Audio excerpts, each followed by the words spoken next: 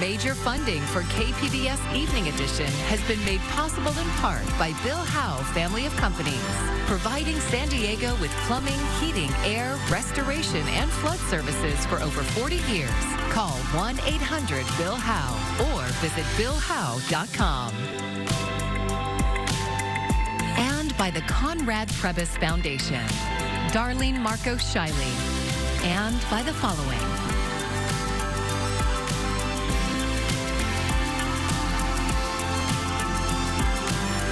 And by viewers like you. Thank you.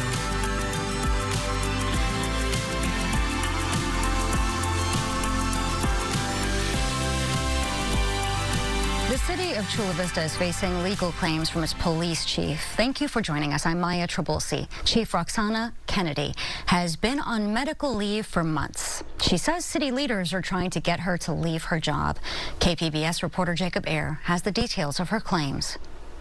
The legal claims filed on behalf of Chula Vista Police Chief Roxana Kennedy allege defamation, breach of privacy, and a hostile work environment. Kennedy also claims discrimination based on age and race. Corey Briggs is Kennedy's attorney. He says the actions in the claims date back principally to a police union holiday party last December. He said after the party, city manager Tiffany Allen made unfounded claims against the chief. Tiffany Allen was out saying false things to at least one member of the public about the chief's job performance. Briggs says there was also a retaliatory investigation by the city's Director of Human Resources, Tanya Tomlinson, authorized by the city attorney's office in late February.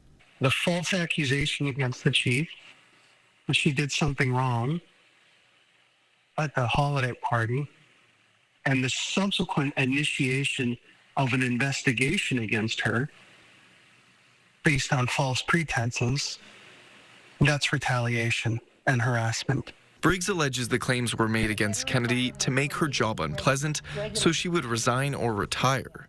He says Allen's actions had approval from at least 3 council members who he did not identify. KPBS reached out to the city council and has not received a response. But in a statement, the city of Chula Vista said it has received the claims, denies the allegations, and will address the complaints in the appropriate venue.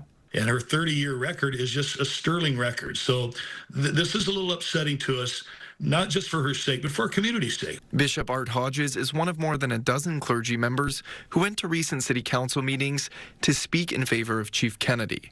Chula Vista does not need more division right now. We need stability. We need unity. We need steady leadership, which we've enjoyed for the last 9+ years, and Chief Kennedy's provided that for us. Briggs says the city has 45 days to respond to the 2 legal claims before Kennedy files a lawsuit. He also asked the U.S. Equal Employment Opportunity Commission to investigate the matter. Briggs says Kennedy has been on medical leave since January, and that leave has been extended until April. Jacob Ayer, KPBS News. Well, technically, it is still winter, but we're in the middle of a heat wave that's making it feel like we skipped spring and went right into summer. As Reed Binion reports, record highs are being shattered across the West. It was really hot. Today, it's going to be the same. It's hot. I'm melting right now as we speak, so it's only going to get hotter as the day goes on. People in Southern California sweltering in triple-digit temperatures in some places amid a rare March heat wave. The fan blows, but you have no air. The heat also having a potential impact on agriculture in some parts of the Golden State. It's warm, but it's not killing plants warm, right? No huge negatives right now. If this extends out a couple extra days, then all of a sudden you could be seeing problems. The heat wave extending to other western states as well. Phoenix this week broke the record for its earliest triple-digit temperature day ever. We should be seeing highs right around 80 degrees, but instead we're talking 20, 25 degrees above normal, getting into the 100s. Wednesday was also the beginning of a days-long extreme heat warning for areas around Las Vegas. The National Weather Service cited dangerously hot temperatures that could reach near 30 degrees above normal for this time of year. The warning covers parts of northwest Arizona, southeast California, and southern Nevada, and will remain in effect through Sunday evening.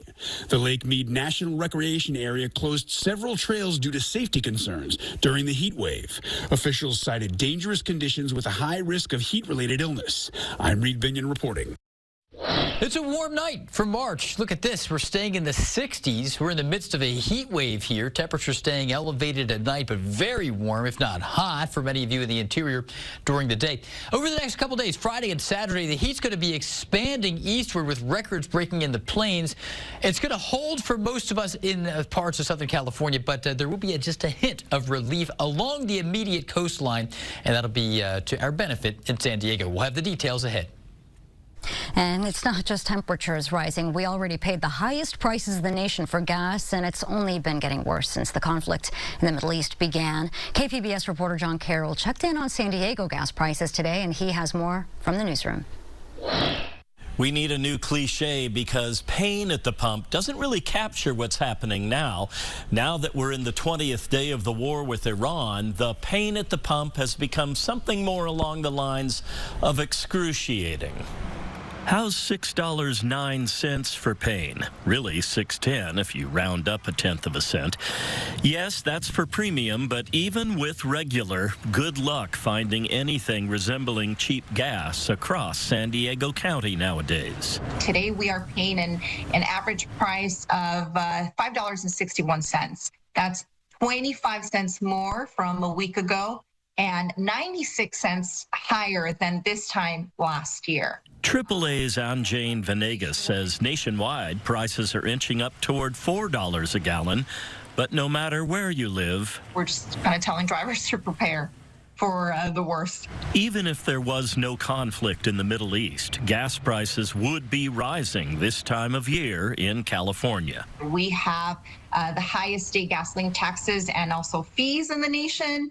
And the state also requires a specialized, more expensive to produce, cleaner burning blend than other states. That summer blend hasn't entered the market yet, but it will soon. And Venegas says if history is a guide, we can expect prices to spike again. The summer blend gasoline enters the market in April 1st.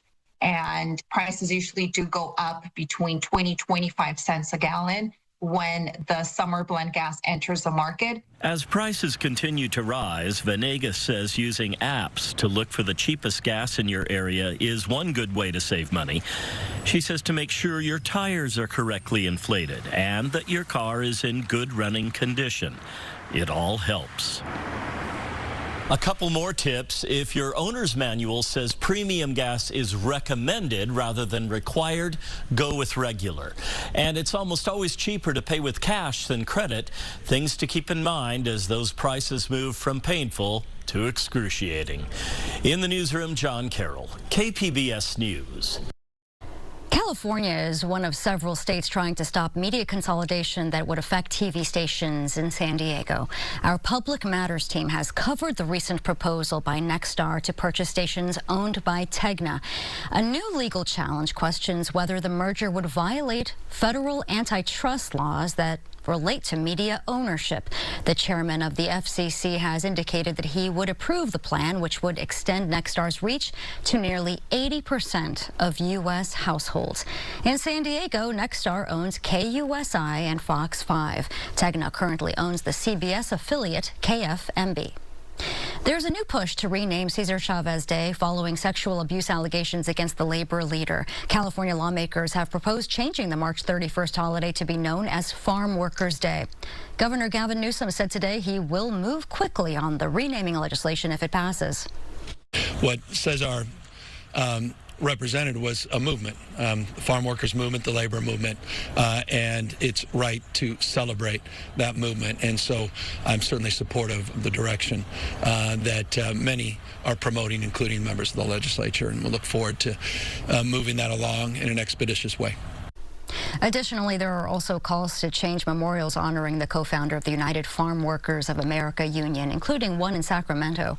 According to an investigation by the New York Times, Chavez allegedly abused and molested multiple women and girls over the course of decades. A North County boarding school for foster youth has seen its population shrink over the last few years. Now, San Diego County wants input on its future. KPBS education reporter Katie Anastas says changes in the foster care system have prompted the county to reimagine how to use the campus. San Pasquale Academy has provided housing, a high school, mental health services, and more for foster youth since 2001. Shane Harris went there after leaving a foster home at age 16. Nobody wanted to take someone who was close to graduating high school in, so San Pasquale Academy was the only place and the only option for me. He says the Escondido campus, surrounded by orange groves, was a safe haven. My high school GPA had been failing, and there was a lot that was going on, and San Pasquale sort of gave me the chance to reground myself. Enrollment at the school peaked at 195 students in 2009. Now, the county says there are 44 students. The number of children entering the foster care system is down, and more of those who do enter the system get placed with relatives. That's according to Alfredo Guardado. He directs San Diego County's Child and Family Wellbeing Department. San Pasquale Academy mimics what we've seen at the larger child welfare level. He says state and federal law have shifted foster care away from group care and toward placing youth with relatives or foster families. That shift nearly led to San Pasquale's closure. In 2021, the state said it would no longer direct federal funding to the school. Supporters filed a lawsuit, and the County Board of Supervisors kept it open. Guardado says the school is now almost entirely paid for with local funds. As the number of students declines, he says there may be other ways to use the campus's 238 acres. What are some of the potential options we have here at San Pasquale Academy, right? While we're keeping the focus on youth, maximizing the entirety of the campus, and making something that's fiscally sustainable. In 2022, the board approved a plan to add more services to the campus. That included a foster family agency and transitional housing. Harris says he'd like to see the transitional housing stay. Once I got into transitional housing, my whole life changed.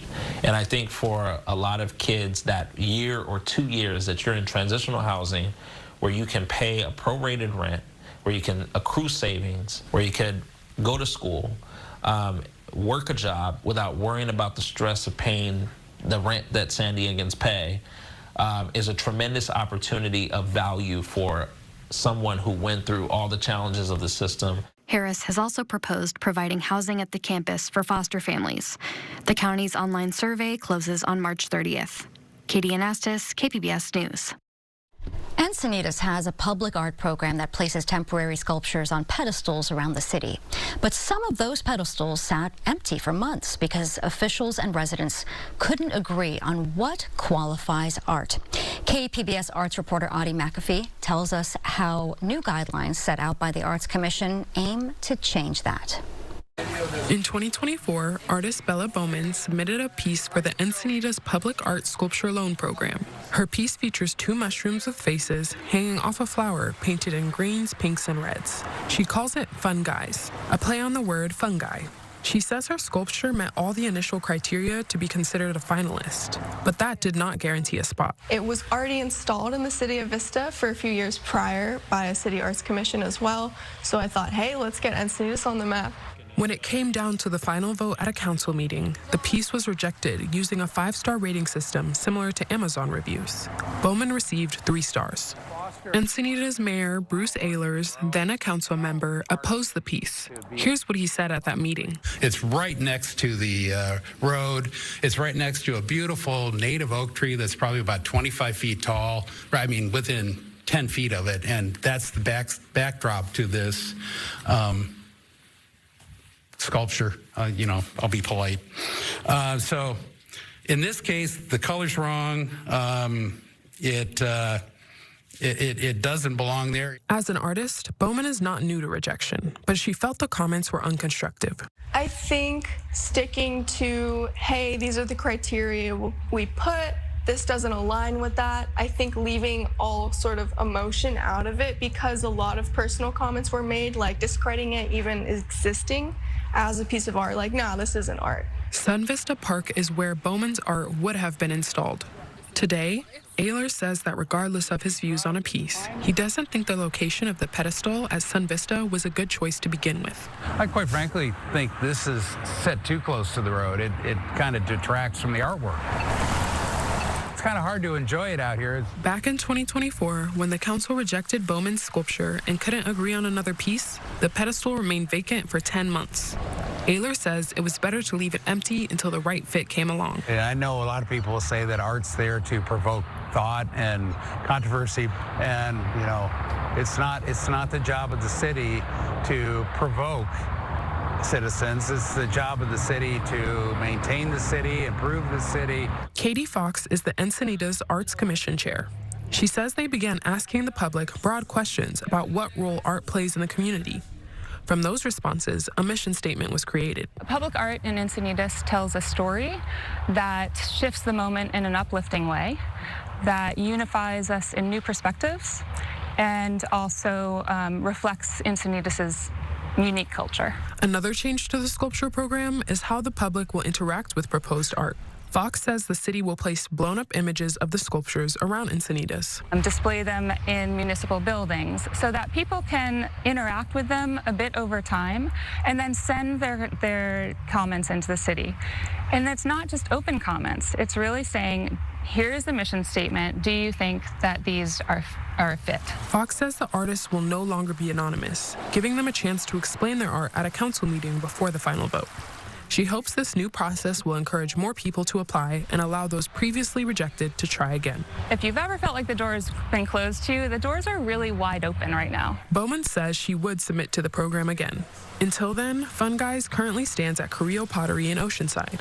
She advises other artists not to be discouraged by rejection. Don't let it make or break you. So a loss shouldn't make you, a win shouldn't make you. You just keep going in pursuit of something that is bigger than you as an artist. That's why we create. Audie McAfee, KPBS News. Life expectancy is growing, according to new data from the County of San Diego, but the numbers also show discrepancies based on race and location. Overall, county health officials say a child born in 2024 has a life expectancy of 81.5 years. That's slightly more than the state average and 2 years longer than the national average. Women lead men in life expectancy, 84 to 79 years. Local numbers among race and ethnicity give Asians the longest span at 87 years. Black San Diegans had the lowest expectancy at 75 years. Among geographic locations, Coronado had the longest life expectancy at 87 years, with Lemon Grove residents at 78 years. The county says cancer remains the leading cause of death.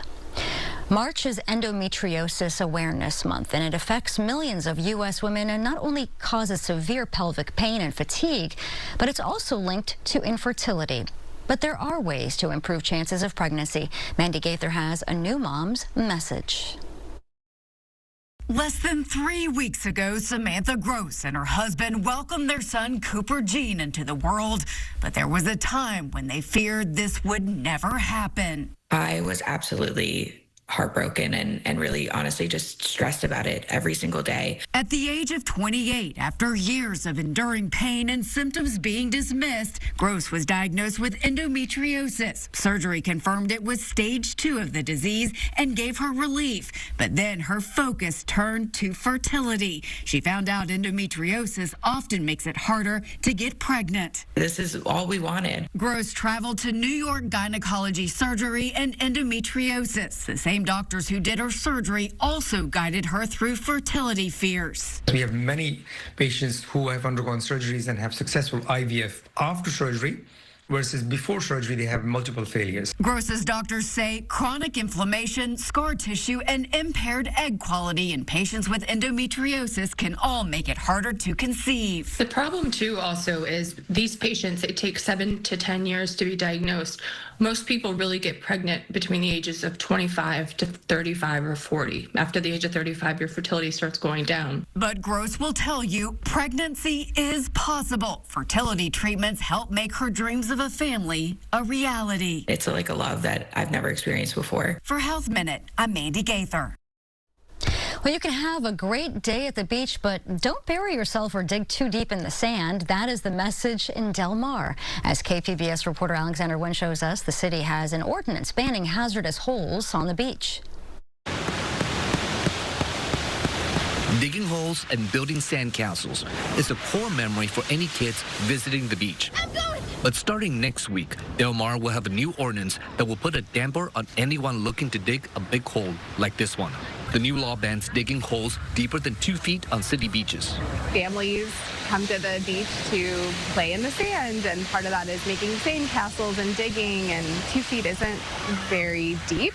Sarah Kowalik is visiting from Las Vegas for spring break. She was helping her daughter build a sandcastle. She's 4, so I doubt that she would even, be able to dig that deep. In addition to banning big holes, Del Mar will also require beachgoers to refill the holes they've dug. So cleaning up those holes or refilling them is more attainable than saying don't do it at all. And don't even think about burying yourself in the sand, like Christopher White here. The ordinance bans that too. It's the beach. Let people have a good time. The city says it's for safety reasons. Big holes create tripping hazards and make it tough for lifeguards or emergency trucks to get through. You don't want to be the annoying guy saying no digging holes. But if you're worried about the safety of the beach, just make sure it gets filled afterwards. I think that's fair. It's a very Del Mar thing to do, but I totally get it. Tyler Lampy was a junior lifeguard in Del Mar, so he understands the safety concern. I know the lifeguards have to fill in the holes, and I remember them teaching us it was pretty sketch to have deep holes because all of a sudden the lifeguard trucks hit them or somebody else falls into it. Del Mar says they are not the only ones with this type of ordinance. Los Angeles County and the cities of Imperial Beach, Newport Beach, Laguna Beach, and Huntington Beach all have the same policies. They say it's all about safety. The city says this isn't about finding people. They just want people to be safe at the beach. So if you, your kids, or your dog dig holes at the beach, just make sure you fill them up before you leave. Alexander Nguyen, KPBS News.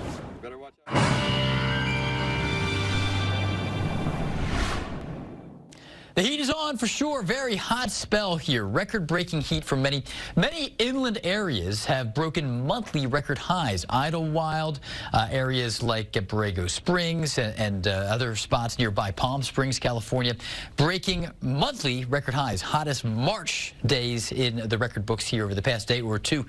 So it's mainly just inland where the monthly records are falling. We did have a record high in San Diego yesterday, and more records are to come, especially inland. But there will be some relief from the heat next week. So we're looking forward to that. But for now, lots of heat out there. Record-shattering heat here. Temperatures in inland areas 15 to 30 degrees above historical norms for this time of the year. Monthly record highs in jeopardy. Dangerous heat, but also the risk for cold water shock. Again, it's warm out there, so people hop into the water, and man, that water is cold. So that's a concern. Extreme heat is still an issue here. So extreme heat warnings in the inland deserts. Heat advisories continuing through the end of Friday for most of San Diego and Orange counties. It's warm at night. 64 is as low as we go. Clear skies, but warm weather continuing, and the heat expands through Saturday. It's going to become more expansive here into the plains as well. So it's a large heat wave here, and a lot of daily record highs will be broken and monthly record highs in some parts of the Southwest. Sizzling in the deserts this Friday. Again, just a little hint of comfort along the immediate coastline.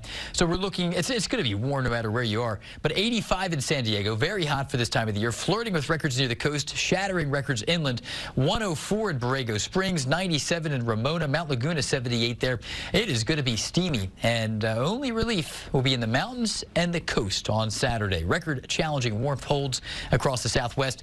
Large-scale pattern here late March. We're going to hold on to the heat locally, and again, this warm Pacific air kind of flooding the central parts of the nation as well. Storm track way to the north, so we're not going to see any rain. We're going to stay dry through Friday and even through the weekend. Strong, persistent ridge of high pressure. You can see little or no precipitation. We're going to say no precipitation locally here, and the drought in parts of the interior getting a bit worse. So we're still hot on Friday in March standards, or on March standards. Mid-80s, very warm. We're going to find some relief then. Upper 70s return beginning Saturday for the coast. Inland areas, here you're hot, really hot on Friday, 95, 90 on Saturday. Some relief back into the 80s, still hot for March for sure. And in the mountains here, you're going to go from the upper 70s back into the mid 60s Sunday and Monday. A little bit of relief there, but still very warm for March. And in the deserts, this is where you got the triple digit heat. 104 Friday, that's the peak of the heat. Saturday, still 100 degrees, 97 Sunday, 95 Monday, and still 99 on Tuesday. So again, it's going to be sweltering out there. It's like June or July here in March. I'm AccuWeather meteorologist Jeff Cornish for KPBS News. San Diego has a role to play in college basketball's postseason. The UCSD women's team will take on TCU in the NCAA tournament tomorrow. While there are no local teams in the men's March Madness tournament, first-round games will return to SDSU's Viejas Arena. KPBS lead video journalist Mikey Damron brings us the sights and the sounds from the arena.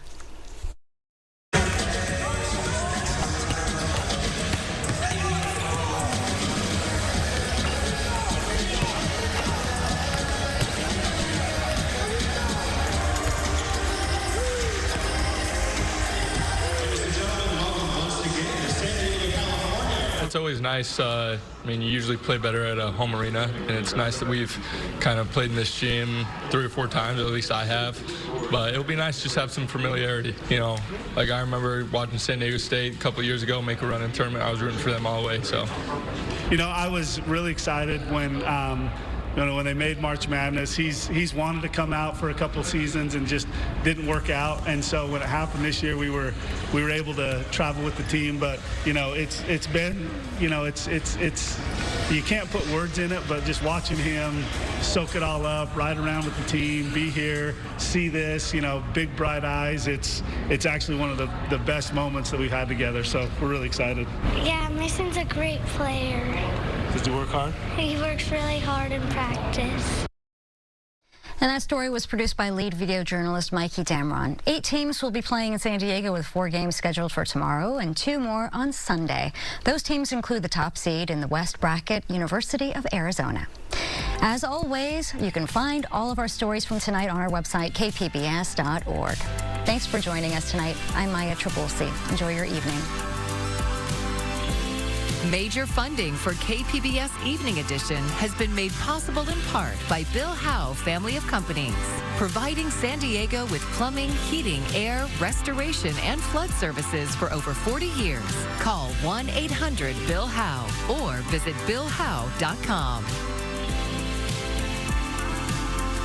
And by the Conrad Prebys Foundation, Darlene Marco Shiley, and by the following: